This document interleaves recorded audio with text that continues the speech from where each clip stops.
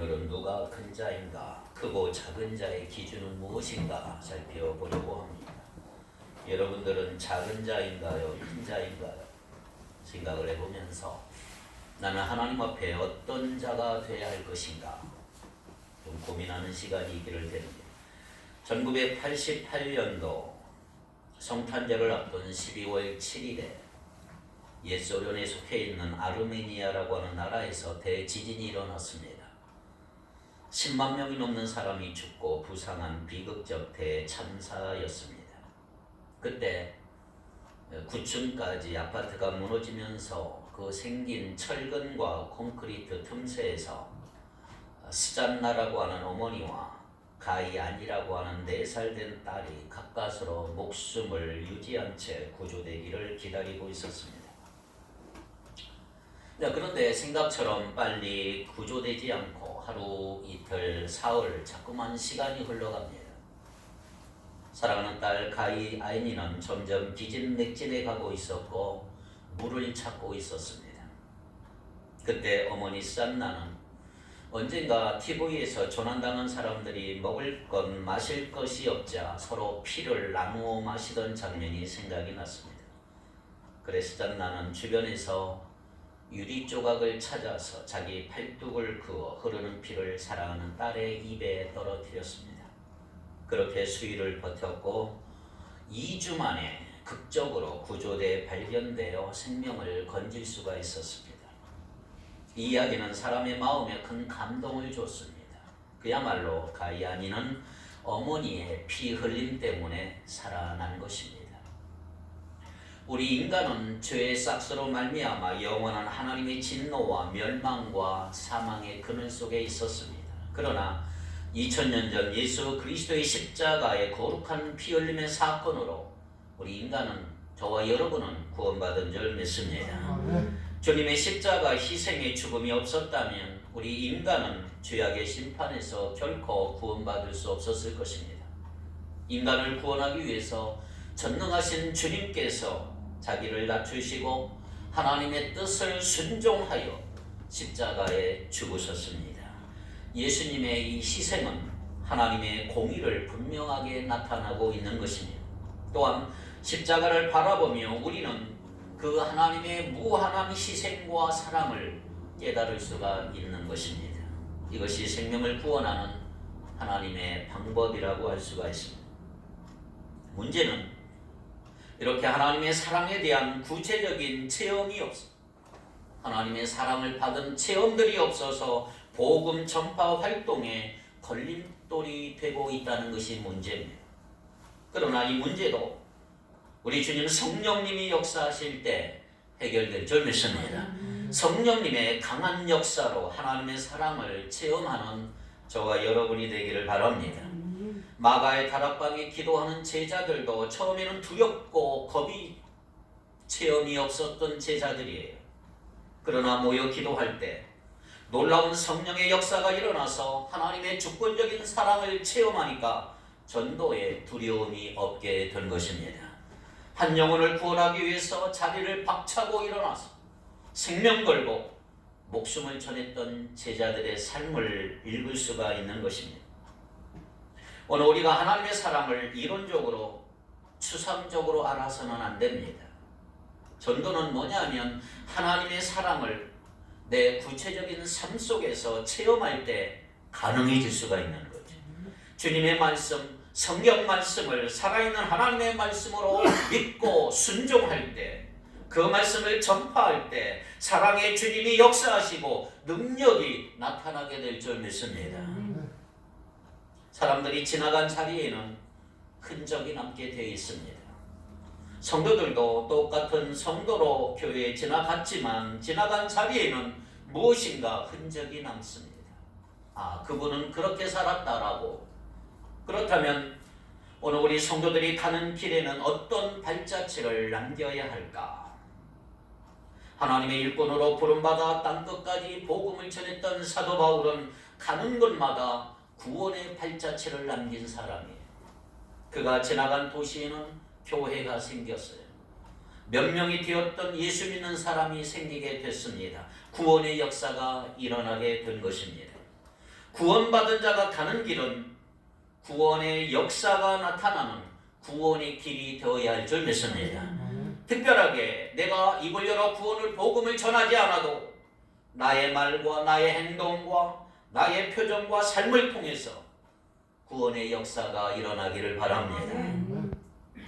꼭 선교사가 되어 힘든 외국에 가고 저 아프리카 밀림 속에 들어가지 않더라도 오늘날 내 가정에서, 내 직장에서, 내가 다니는 학교에서 복음이 전해져야 하고 내가 매일 만나서 얘기하고 함께 근무하는 사람들에게 이 복음이 전파되어야 한단 말이에요. 그게 구원이 바로 구원자가 가는 길이라고 하는 거죠.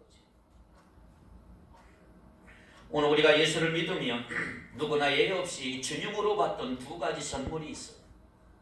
남자든 여자든 신앙생활을 오래 했던, 지금 신앙생활을 시작하는 사람이든 직분이 있든 직분이 없든 그리스도인들이라면 누구나 다 두 가지를 받습니다. 그것은 복과 사명입니다. 복을 받고 사명을 받습니다. 이 복과 사명은 철로의 두 레일과 같아서 신앙생활하는 사람들에게 뗄래야 뗄 수 없는 아주 중요한 요소라고 할 수가 있습니다. 하나님께 복을 받은 성도라면 복을 받았기 때문에 주신 사명을 감당해야 된단 말이에요. 사명을 감당하지 못하고 복 받기만을 원한다면 올바른 신앙생활이라고 할 수가 없는 것입니다. 여러분, 건강한 성도, 균형 감각을 갖춘 성숙한 성도는 하나님의 복과 아울러 사명을 함께 깨닫는 성도인 줄 믿습니다. 그렇다면 여러분의 신앙은 올바른 신앙인지 문제 있는 신앙인지 살펴보십시오.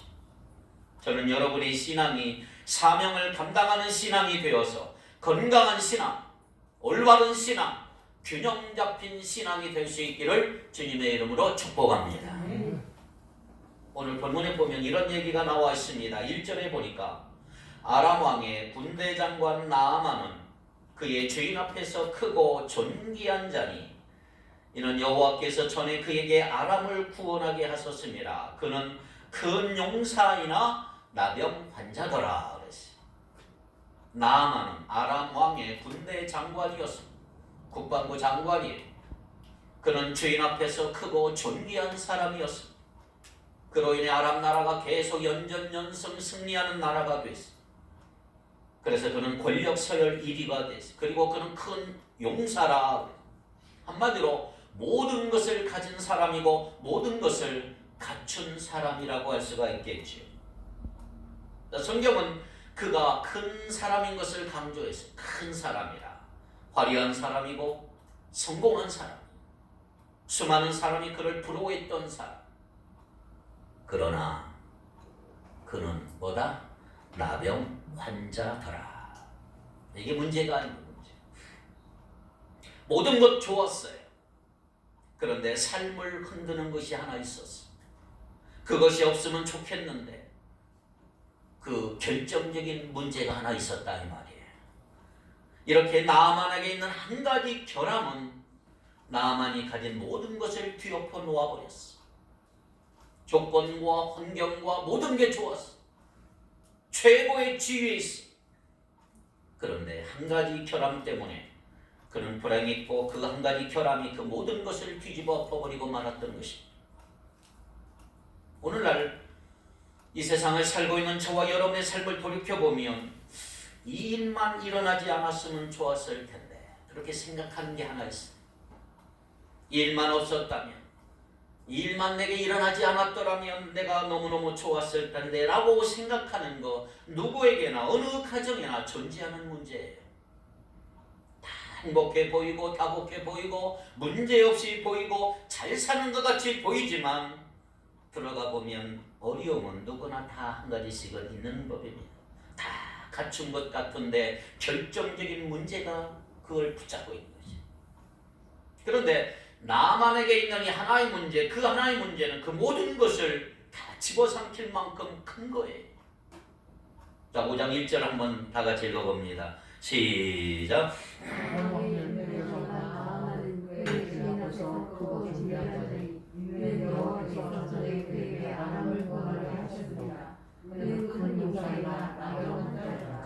용사이나 나병 환자더라. 이 말이 무슨 말이에요? 그가 나병 환자인 것이 그에게 결정적인 결함이었다 이 말이죠.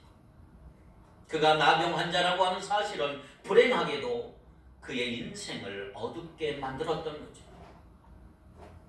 이것이 오늘날 우리가 살아가는 세상의 모든 모습이 아니겠습니까? 우리는 문제없이 살아가는 것 같아요. 화려해 보이고 멋있게 보이고 행복하고 승승장구한 것 같이 보여요.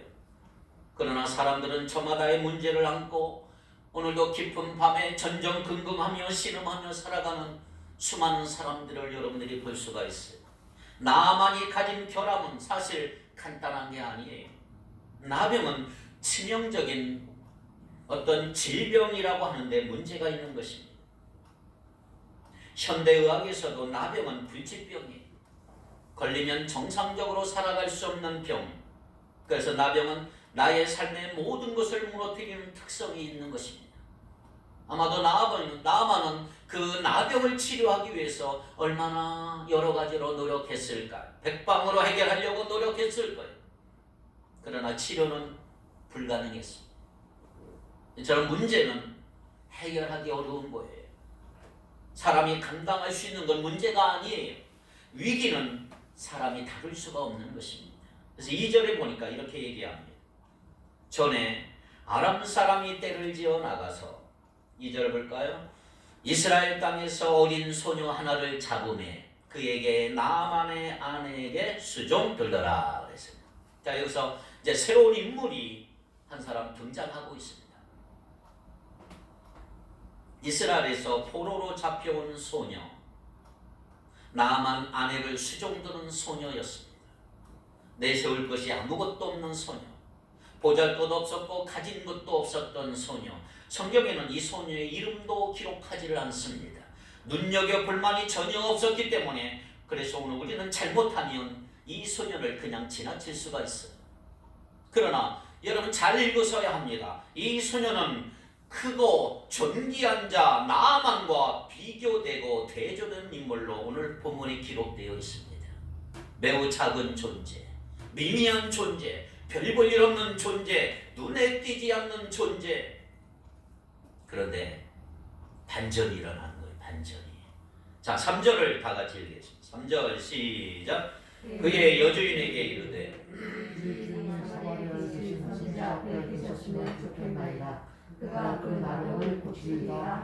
아멘. 소녀가 여주인에게 놀라운 말을 했어요. 소녀는 나아만에게 가장 필요한 것이 무엇인지를 알고 있었던 거죠. 나아만의 문제를 해결하는 열쇠를 이 소녀는 알고 있었던 것입니다. 소녀는 나아만이 사마리아에 있는, 내 고향 사마리아에 있는 그 엘리사, 하나님을 믿는 엘리사 선지를 만나면 분명히 나을 것이라고 하는 그 확신을 가지고 있어요. 확신. 하나님께서 엘리사 선지자를 통해서 치료하시면 낫게 하실 것이다. 이걸 믿었단 말이에요. 이게 복음이라는 거죠. 그렇다면 나아만이 소녀의 말을 듣고 처음에 어떤 반응을 했어요? 나아만은 소녀의 말을 믿을 만한 것인지 아마 깊은 생각을 했을 거예요. 수많은 사람을 움직일 수 있는 그 권세를 가지고 있는 사람, 군대 장관. 이 정도 되면 자존심도 얼마나 강할까요? 그러나 나아만은 소녀의 말을 듣고 지푸라기로 잡는 심정으로 사마리아로 엘리사 선지자를 만나러 움직였다는 거죠. 움직였다. 이 놀라운 사실입니다. 그러나 보세요. 나아만은 소녀의 말대로 엘리사를 찾아갔지만 엘리사 선지자는 직접 만나주질 않아요. 사자를 보내서 어떻게 무슨 말을 합니까? 5장 10절을 볼까요?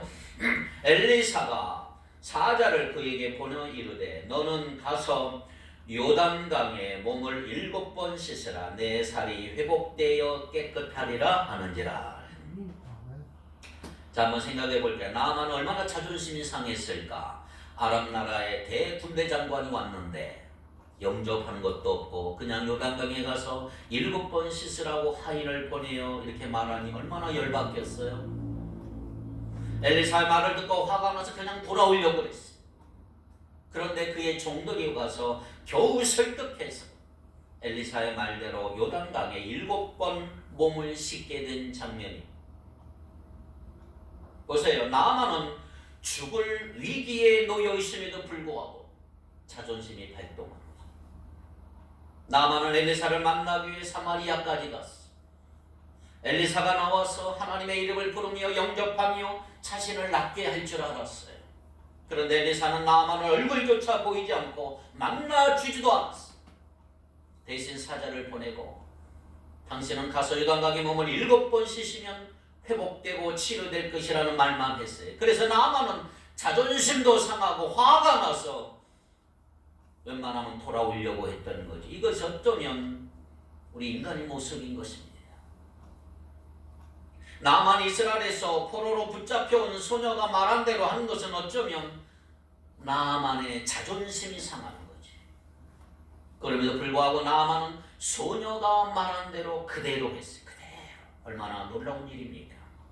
큰 자가 작은 자가 바뀌어버린 거예요. 엄청나고 희한한 일이 일어난 거예요. 이스라엘에서 포로로 붙잡혀온 보잘것없는 소녀가 아람의 최고 권력자를 움직이고 있는 거예요.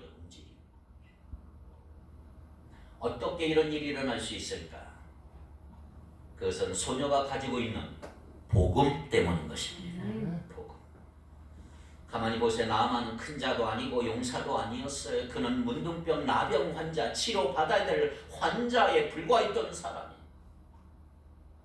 여러분, 옛날 고대 사회에서 나병을 걸리면 죽음에 이르는 병이에요. 집에도 못 오고 멀리 격리해야 돼요. 나아만이 자존심을 붙들고 있으면 소망 없이 죽을 수밖에 없는 거고, 자존심 내려놓아야 살 수 있는 거죠. 오늘날 이 나아만의 모습은 하나님 없이 살아가는 사람의 전형적인 모습이에요.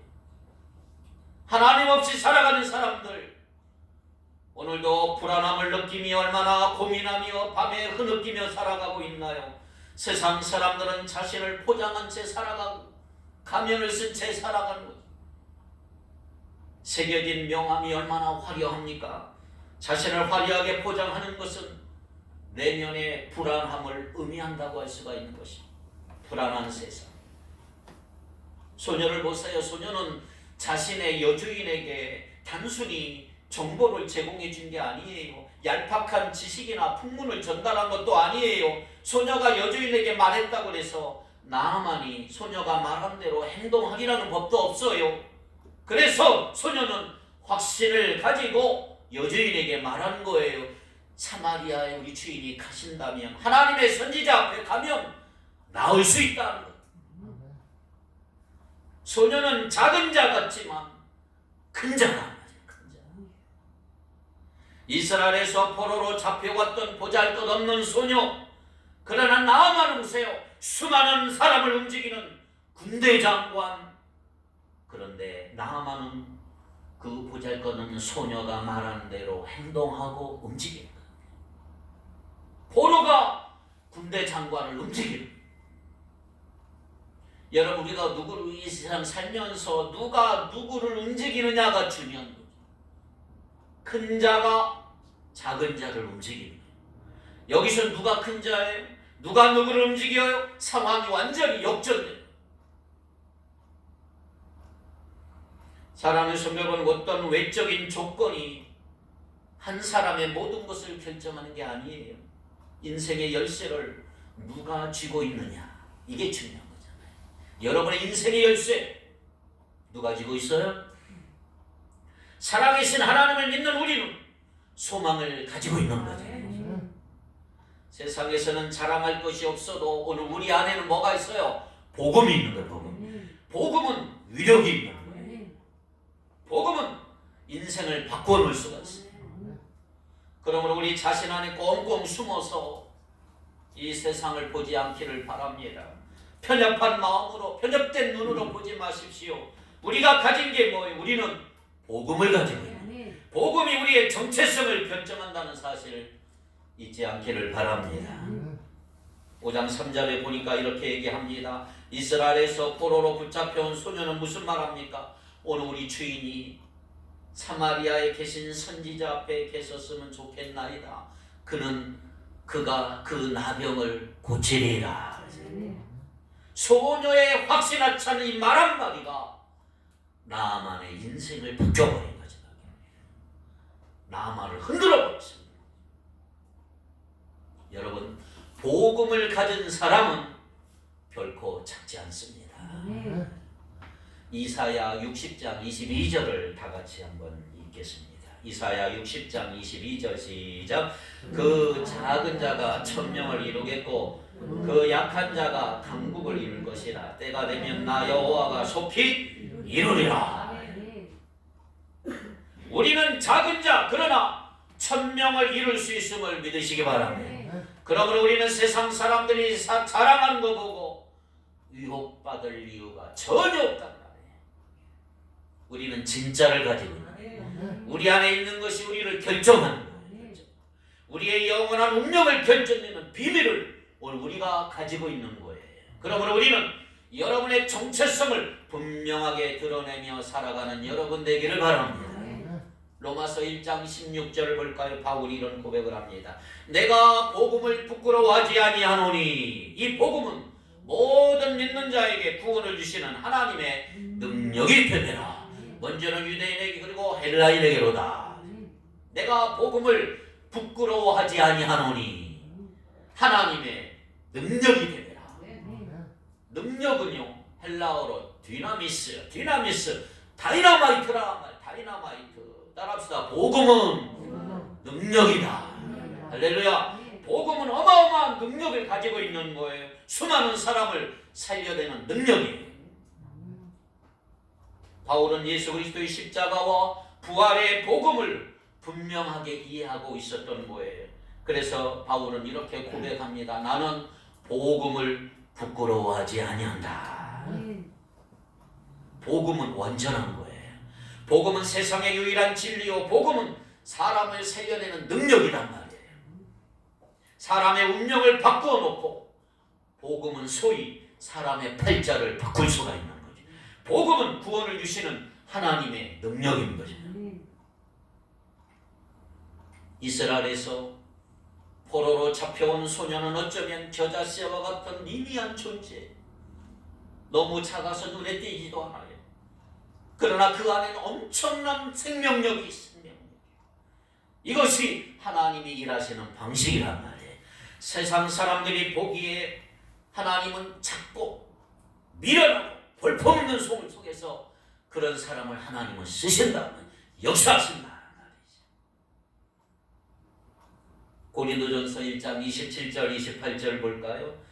고린도전서 1장 27, 28 시작. 그러나 하나님께서 세상에 미련한 것을 택하사 지혜 있는 자들을 부끄럽게 하려 하시고 세상의 약한 것들을 택하사 강한 것들을 부끄럽게 하려 하시며 하나님께서 세상의 천한 것들과 멸시받는 것들과 없는 것들을 택하사 있는 것들을 폐하려 하시나니. 미련한 것을 택하시고 약한 것을 택하시고 천한 것들과 멸시받는 것들과 없는 것들을 택하셔서 역사하시는 하나님이시다. 할렐루야. 겨자씨는 모든 씨보다 작은 거예요. 보이지도 않아요. 너무 작아요. 그런데 자란 후면 풀이 커서 풀보다 크고 나무가 되는 나무가. 마찬가지로 복음은 처음에는 크게 보이질 않아요. 그러나 복음은 엄청난 힘을 가지고 있습니다. 복음은 결코 작지 않습니다. 다윗은 소년이었고 어렸어요.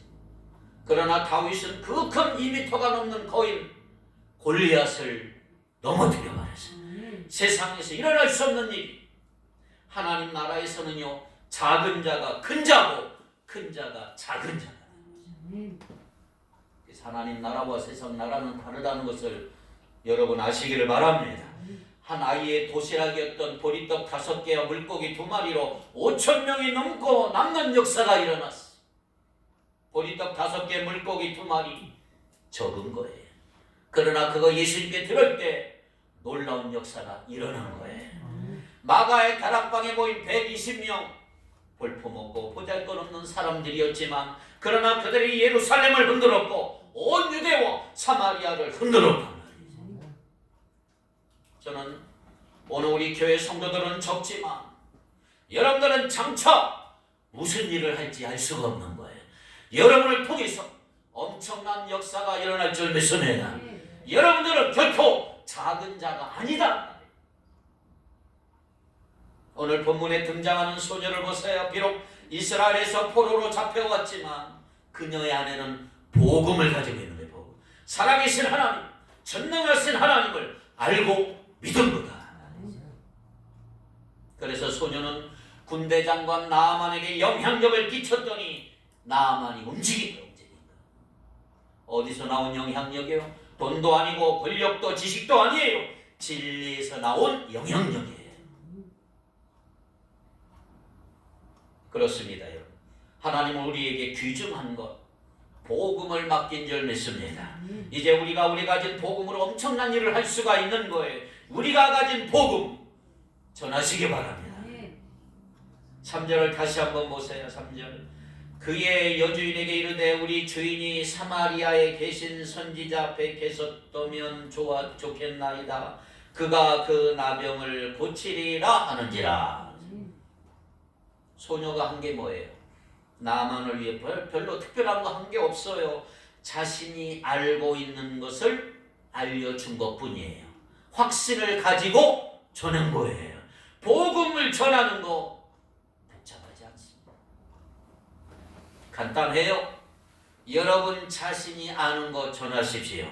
사실을, 내가 믿는 사실을 전하면 되는 거예요. 하나님 믿으면 산다고, 예수 믿으면 구원받는다고 전하면 되는 거예요. 말이죠.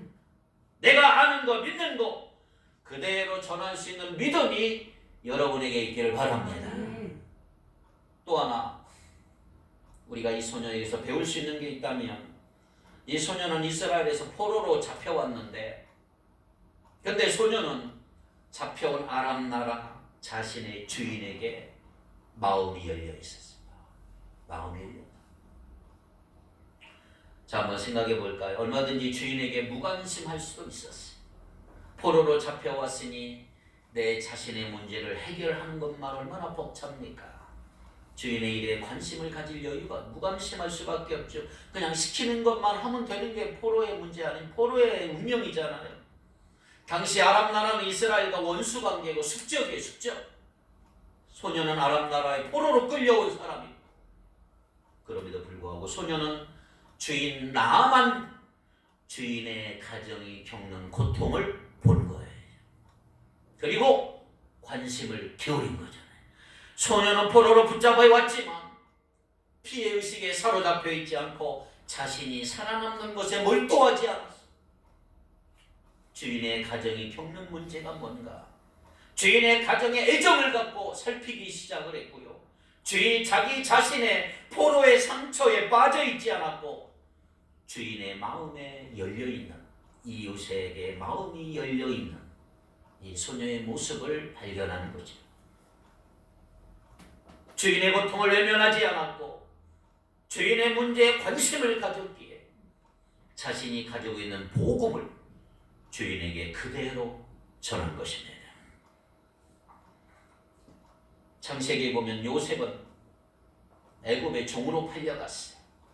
상처투성이죠. 요셉의 뭐 완전히 상처예요. 문제였을 거예요. 그러나 그는 보디발의 집에서 최선을 다했고 주인에게 인정을 받았어. 억울하게 감옥에 들어갔지만 간수장은 옥중 죄수를 요셉의 손에 맡기고 모든 재반 사물을 요셉이 처리하게 만들었어.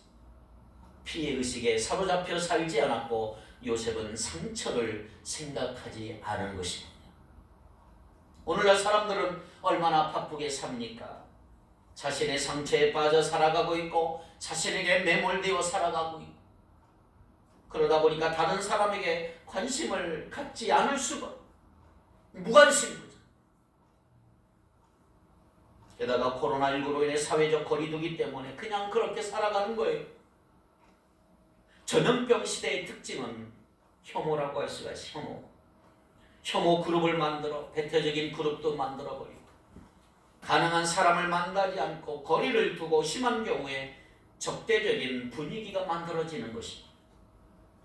그러나 이런 문화의 부정적인 영향도 우리는 충분히 예상할 수가 있는 거죠. 부정적인 것이 뭐예요? 공감 능력이 현저히 떨어지는 것입니다. 철저히 개인주의화가 되어버리는 거죠. 다른 사람의 고통에 관심을 갖지 않아요. 자신의 고통에만 집중하게 되는 위험한 현상이 올 수가 있는 것입니다.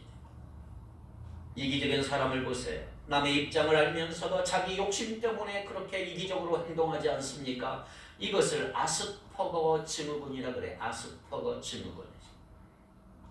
자, 이 말은 뭐냐 하면 남의 입장을 전혀 이해하지 못하는 것입니다. 공감 능력이 떨어지는 것입니다. 눈을 잘 마주치지도 않고 반대로 낯을 가리지도 않고 표정으로 좋고 싫음을 표현하지도 않고 아무리 웃겨도 웃지도 않고 자세나 몸짓으로 상대에게 자신의 의도를 알리지도 않고 가장 큰 문제는 뭐냐? 공감하는 능력이 전혀 없는 것입니다. 타인에 대해서 탐을 쌓고 살아가는 것입니다. 자신에게는 한없이 관대하지만 타인에게는 잔인한 행동을 서슴지 않고 행하는 사람들이 점점 늘어나고 있습니다. 공감 능력이 떨어지는 사람들은 사람들과 관계를 맺을 수가 없고요. 어쩔 수 없이 외톨이로 살아가는 것입니다. 얼마나 잔인한지 아십니까? 다른 사람의 고통을 공감하지 못하기 때문에 얼마든지 가해할 수 있고 얼마든지 끔찍한 범죄를 저지를 수가 있고 개인의 삶에 집중해 살아갈 때 그런 부정적인 영향이 오는 거지. 그러나 여러분, 개인의 삶, 개인의 고통, 개인의 상처에만 집중하는 거 대단히 위험한 것입니다. 스스로 동굴을 만들고 내가 그 동굴 속에 들어가서 무덤을 파면서 살아갑니다. 여러분에게 간절히 원합니다. 우리는 다 동굴에서 빠져나와야 하고 자신의 문제에서 빠져나오는 여러분 되기를 바랍니다. 사회적 거리 지켜야 하지만 그러나 관계의 거리 두기를 해서는 안 되는 거예요. 오히려 관심을 더 가져야 이웃의 고통을 다가설 수 있기를 간절히 축복합니다. 소녀는 포로로 붙잡혀 왔어요. 비천한 신분이 자신이 겪는 삶의 문제로도 너무너무 힘들었을 거예요. 그런데 이 소녀는 이스라엘의 적대적 관계인 이방나라 아람왕의 군대장과 나만의 문제에 관심을 갖기 시작을 했습니다. 자신이 가진 복음의 메시지를 자신의 주인에게 알려줘 나만의 문제를 해결하도록 도와준 거죠. 복음을 가진 사람의 태도. 하나님은 소녀를 사용하셨습니다. 하나님은 소녀를 아람왕의 군대장과 나만의 집에 심으셔서 나만의 아내에게 수종들게 만들었어요. 그러나 여종으로만 산 게 아니에요. 이 소녀는 신앙의 정체성을 분명히 가지고 있었던 소녀였습니다. 노예에서 정체성이 아니고 하나님의 백성으로서의 정체성을 가지고 있었다. 그리고 소녀는 자신의 주인에게 이스라엘의 선지자를 사랑스럽게 소개하고 있는 거죠. 자, 여기서 소녀의 신앙을 한번 살펴보십시오. 만약 소녀가 가만히 있었다면, 공감 능력이 떨어져서 무관심했었다면 나아만은 나병으로 죽었을 거예요. 소녀가 가만히 있었다면 소녀는 붙잡혀온 노예에 지나지 않았을 것입니다. 한평생 포로 신세로 원망하고 있었죠. 이 내용이 성경에 기록되지도 않았을 거예요. 중요한 사실이 있어요. 오늘 본문은 나만을 주목하지 않아요. 나만의 나병이 나았다, 이거 별로 중요하지 않아요. 성경은 뭘 주목하느냐?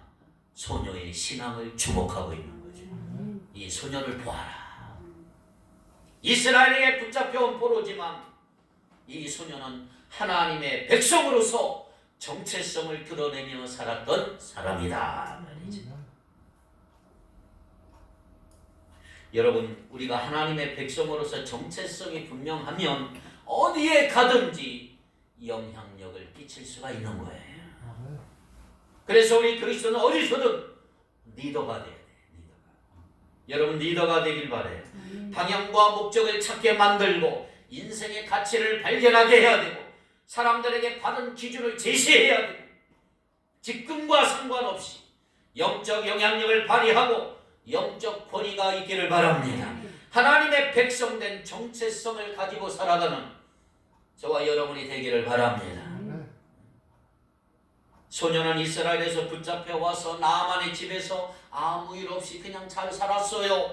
그러다가 결정적인 순간이 왔을 때 소녀를 그곳에 심으시고 소녀를 그곳에 있게 하신 하나님께서 소녀를 통해 놀라운 일을 행하신 거예요. 우리는 평소에 알 수 없어요. 그러나 우리가 하나님의 백성으로서 정체성을 가지고 살 때 기회는 반드시 올 것입니다. 결정적인 순간 기회가 올 때 그때 하나님의 백성은 내가 가지고 있는 그 복음의 비밀을 반드시 깨닫게 될 줄 믿습니다. 하나님이 나에게 이 복음의 신비를 줬다고 하는 거, 나를 여기에 있게 만든 거, 그거 깨닫게 된다 이 말이죠. 그래서 소녀는 나아만에게 복된 소식을 전했고 그것에 반응한 나아만은 완전한 치유를 받은 줄로 믿습니다. 소녀가 전한 복음이 한 사람을 살린 거예요. 이제 우리가 할 일이 남았어요. 복된 소식을 혼자 끌어안고 있으면 안 됩니다. 많은 사람에게 알리고 필요한 사람에게 알리시기를 바랍니다. 우리는 하나님의 전령으로서의 역할을 감당해야 될 줄 믿습니다. 복음을 가지고 살 때 하나님께서 복음이 필요한 사람을 만나게 하실 것입니다. 복음을 전하게 하실 것입니다. 우리의 계급, 우리의 직급, 우리의 가치, 우리의 정체성을 결정하는 게 아니에요. 우리가 가진 복음이 우리의 정체성을 결정하는 거예요. 직급이 아무리 높아도 복음이 없는 사람은 그저 그렇게 살다가 가는 거예요. 그러나 복음을 가지고 있는 사람은 하나님께서 가치 있게 사용하실 줄 믿습니다. 우리의 복음의 위력을 알고 있는 복음의 전령사들이에요. 복음은 능력입니다. 그래서 복음은 우리의 것이 아니라 나누어야 돼. 우리는 복음의 전령사에 나누어야 돼. 우리가 전하는 메시지, 전령이 전하는 메시지는 탁월한 능력이 될 줄 믿습니다. 복음에 대한 자부심, 복음에 대한 확고한 태도, 이걸 가지고 나누는 여러분 되기를 바랍니다. 어느 순간이요, 잘 보십시오. 우리가 복음으로 갈 때, 복음의 전령으로 살 때 어느 순간 하나님은 우리를 사용하셔서 누군가를 살리게 된단 말이죠. 얼마나 흥분되는 일입니까? 나를 통해서 한 사람이 살아간다. 내가 복음 안에서 살 때 하나님은 복음이 필요한 사람을 만나게 하신단 말이에요. 상상하지 못한 일이 일어나게 된다. 저는 목사이기 때문에 설교해요. 저는 하나님의 말씀을 전하는 전령으로 하나님의 말씀을 부지런히 전할 뿐이에요. 잘하려고 하지도 않아요. 하나님의 말씀 자체가 탁월한 진리이기 때문입니다. 복음을 듣고 복음을 가지고 사는 사람은 놀라운 비밀을 가진 사람이란 말이에요. 복음을 전해야 돼요. 복음을 전할 때 복음의 능력을 여러분들이 경험할 수가 있는 것입니다. 하나님을 소개하고 하나님의 말씀을 그대로 전하면 됩니다. 구원의 길로 이끄는 것은 복음의 소식, 복음이에요. 오늘 우리의 마음을 깊이 담아 하나님의 말씀을 전할 때 구원의 역사가 일어날 줄 믿습니다. 오늘 여기 본문의 소녀는 이제 더 이상 포로가 아니지요. 하나님 나라의 전령사, 하나님께서 그곳에 심으신 거예요. 한 사람 구원하기 위해서. 언뜻 보면 불안하게 보이지요. 포로로 잡혀왔으니 한심할 거예요. 그러나 그는 불행한 사람이 아니에요. 하나님께서는 소녀를 통해서 하나님의 하나님 되심을 드러낸 거예요. 아람 나라의 크고 존귀한 사람 나아만, 그는 모든 것을 가지고 있었어요. 그러나 그는 결정적인 결함이 있었어요. 이것이 오늘 세상 사람들의 모습이에요. 겉은 멋지고 화려합니다. 모든 거 다 갖추었고 자랑합니다. 권력도 있고 지식도 있고 재산도 있어. 결정적인 결함이 있어. 복음을 알지 못합니다. 세상 사람들은 하나님을 알지 못합니다. 얼마나 불안한지요. 삶의 문제를 해결할 수 없어. 밤마다 흔들리고 무너져버리는.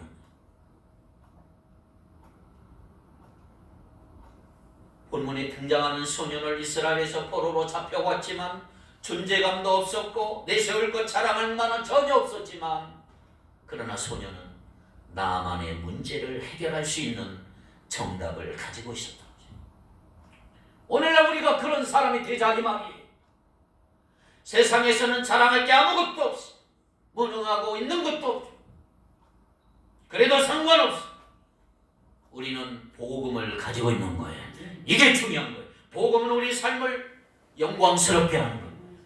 복음이 사람을 살릴 것입니다. 복음을 믿는 자에게 구원을 주시는 하나님의 능력이 된다. 코로나 팬데믹으로 인해서 혼란한 시대를 살고 있는 우리들, 온전하지 않는 세상 속에 때때로 방황할 수밖에 없고 힘이 들 수밖에 없어. 사람들은 불안해하고 두려워하고 있어. 이제 우리는 우리가 가진 복음을 전해야 되는 거잖아요. 예수 그리스도의 십자가와 복음은 모든 사람이 필요하기 때문에 그런 것입니다. 복음은 사람을 살립니다. 복음은 모든 어려움을 극복하게 만드는 것입니다. 바울이 전한 복음은 로마를 변화시켰어. 세계를 변화시켰어. 오늘 우리가 가지고 있는 복음이 얼마나 귀한지 아십니까? 내가 가진 것 아무것도 없어도 복음을 소유하고 있는 자체가 우리를 행복하게 하는 것입니다. 특권입니다. 특권. 물어보십시오. 자, 오늘 본문에서 누가 큰 자일까요? 누가 영향력을 가지고 있을까요? 나만이 큰 자일까요? 나만이 영향력 있는 자일까요? 아니, 오늘 본문에서 큰 자는 소녀입니다. 복음을 가지고 있기 때문에, 진리를 가지고 있기 때문에, 하나님을 알기 때문에 우리가 가진 은혜를 누리시길 바랍니다. 복음을 인해 당당하시길 바랍니다. 복음을 누리고 하나님의 백성으로서 위치를 지키는 그런 사람을 하나님은 어김없이 사용하실 줄 믿습니다. 복음밖에 없습니다. 예수 그리스도의 그 피 묻은 복음, 십자가와 부활의 능력, 인류의 소망이신 예수 그리스도를 전하며 살아가는 저와 여러분이 되기를 주님의 이름으로 축복합니다. 기도합시다.